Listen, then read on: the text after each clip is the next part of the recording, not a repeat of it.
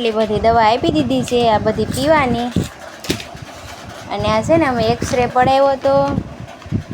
Hello YouTube family, કેમ છો બધા? મજામાં જશો તો સ્વાગત છે તમારું ફરી મારા એક નવા બ્લોગમાં. તો જો અત્યારમાં છે ને સવારમાં મસ્ત મજાની નાહી લીધીશું, કપડાં પણ ધોઈ નાખ્યા છે.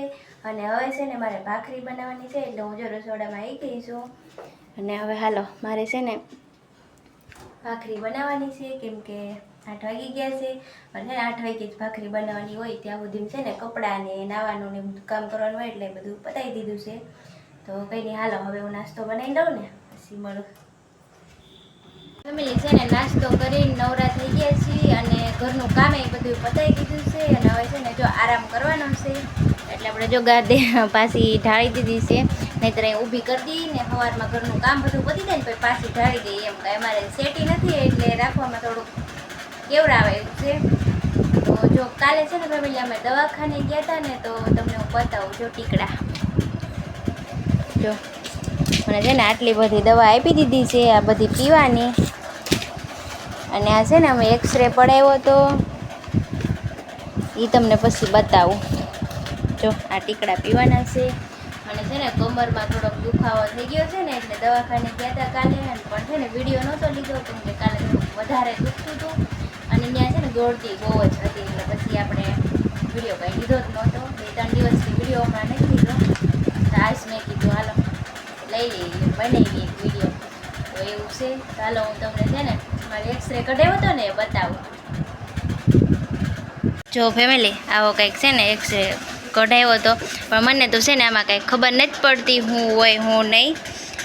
એમ કહે છે ડૉક્ટરે, એમ કીધું છે કે મણકામાં છે ને આપણે છેલ્લે મણકા હોય ને એમાં હોજો આવી ગયો છે, એટલે એવું કીધું છે. બાકી આમાં મને તો જો કંઈ જોવામાં ખબર નહીં પડતી, એટલે આરામ કરવાનો કીધું છે. તો હવે મશીન તે હમણાં બંધ જ રહેશે, કંઈ કામે નથી લાવવાનું.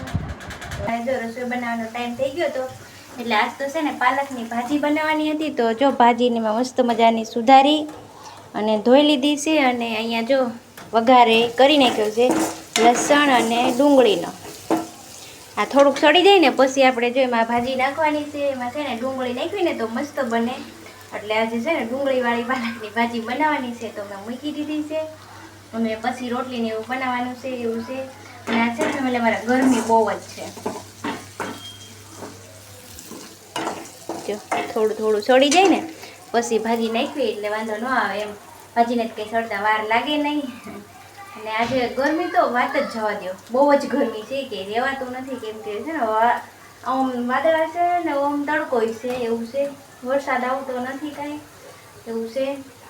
કંઈ નહીં, હાલો તો હવે છે ને હું ભાજી વઘારી નાખું. અને મારે છે ને કચરાવાળો આવ્યો છે ને, તો કચરો આજ તો કેટલો બધો ભેગો થયો છે. જો આખો ભરાઈ ગયું છે જબલું, અને બારી પડ્યો છે.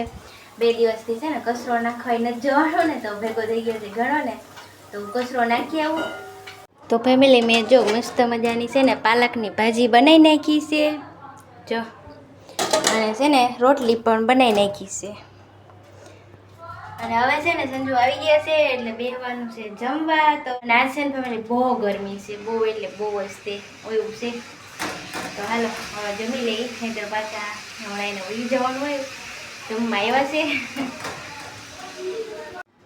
તો ફેમિલી અત્યારે છે ને હું સૂતી હતી ને, તો બહાર આવીને તો જોયું ને, તો જો વાદળા બહુ જ થઈ ગયા છે. જો કેવું અંધાર્યું છે ને, તો મેં કીધું કપડાં સુકાય છે ને લઈ લઉં, નહીંતર પાછા વરસાદ આવશે ને તો પલ્લી જાય. તો હાલો હવે હું લઈ લઉં કપડાં.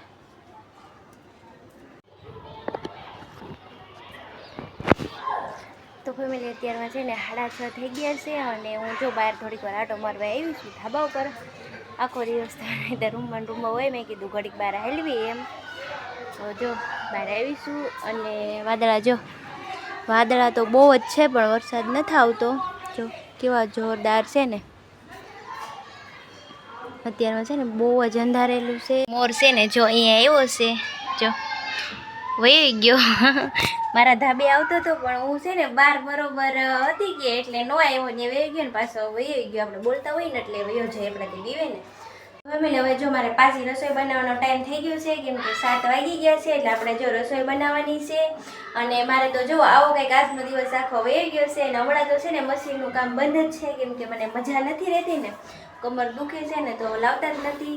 તો કંઈ નહીં, હાલો હવે આજનો બ્લોગ અહીંયા પૂરો કરવાનો છે. તો વિડીયો ગમ્યો હોય તો લાઈક, કમેન્ટ, શેર અને સબસ્ક્રાઈબ કરવાનું ભૂલતા નહીં. મળીએ કાલે કોઈ નવા બ્લોગમાં. ત્યાં સુધી બધાને બાય બાય, જય સિયા રામ.